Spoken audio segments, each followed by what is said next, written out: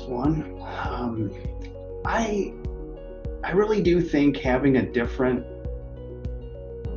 cropping system, and I think it's feedstocks not just for food, but feedstocks for energy and the infrastructure that goes along with it to keep it going.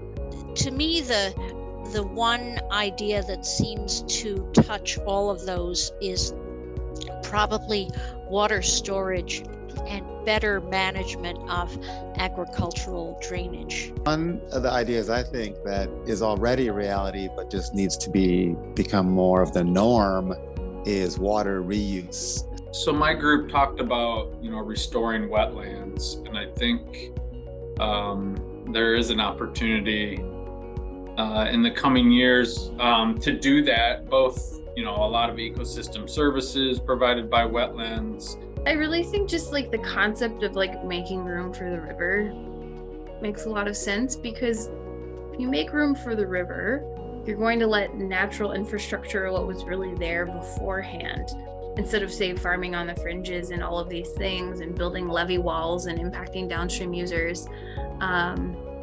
I just think that concept is pretty simple, but can kind of have these positive cascading effects in a lot of different areas. My hope is that we have a reliable financing structure for landscape infrastructure, and because our ability to achieve these big macro goals that we aspire to have to be funded. So my hope is that from our visioning, we create a seed that can